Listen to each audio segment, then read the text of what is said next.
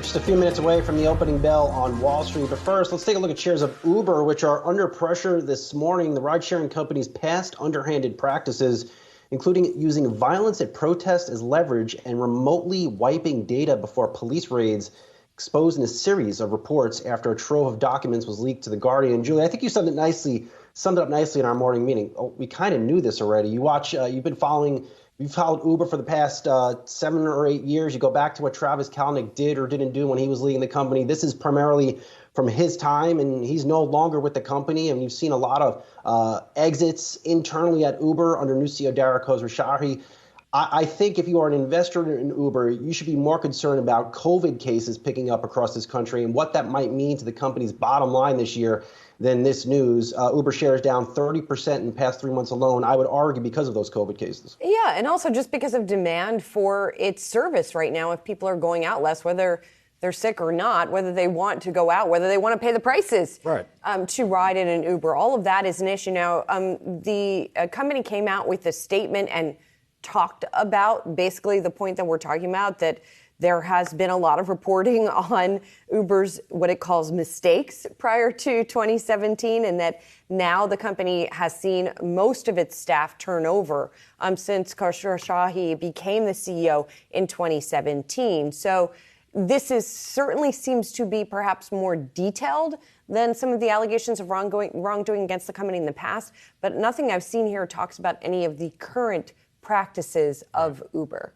Yeah, and when it comes back to how Uber is kind of navigating this current period of time, it's still a time period where we're going to be looking for more corporate travel to actually come back en masse. And for Uber, they're very much reliant as a part of their broader trips and gross bookings for corporate travel to still rely on many of those services. However, what's corporate travel doing when they are going somewhere right now? They're getting more of the approvals to be able to rent a car and have their own personal vehicle instead of just Ubering around all over the place, or for some of those subsidized accounts that would have been there. So that's significant on the booking side. But then it comes down to the rest of this business, on the Eats business. How are they continuing to bring more restaurants online in that capacity? And even there, are you seeing some of that revenue opportunity dry up for people who are looking for that in-person experience and going back to restaurants right now too?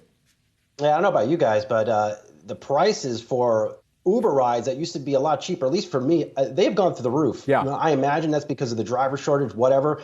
But wow, it is now at that point where, you know what, I'm just going to hop on the subway. Yeah, or take a taxi, which, we had seen the differential, at least in New York City, between taxis and Ubers at one point, because we were really seeing a lot of price competition between Uber and Lyft. They had brought the prices down to be more competitive with taxis. Now I feel like taxis are more competitive again. Well, it's interesting because the same ride that I took in a taxi actually here earlier this morning is the same as the price that I'm normally quoted if I'm taking an Uber in. Oh, okay. However, the difference is that surge pricing that you get on the Uber or the Lyft platform, depending upon the number of drivers that are out there. And also the fuel costs that are inputted for drivers as well that they have to consider. Now, I say all this having had the best Uber ride of my life last night with a person playing Break My Soul the second we got in, and they had the disco ball, which I know you would have appreciated, Sozzi. They had the disco ball going and everything. Best Uber ride experience. Yeah, there you go. Love it. I mean, I will say one small thing coming back to all of these allegations. The one thing that it might have repercussions for actually the people on the other side. In other words, the politicians and lobbyists who were involved in allegedly lobbying on Uber's behalf. Among them, Emmanuel Macron, when he was economy minister in France, was in talks with Uber. So we'll see if there's any fallout.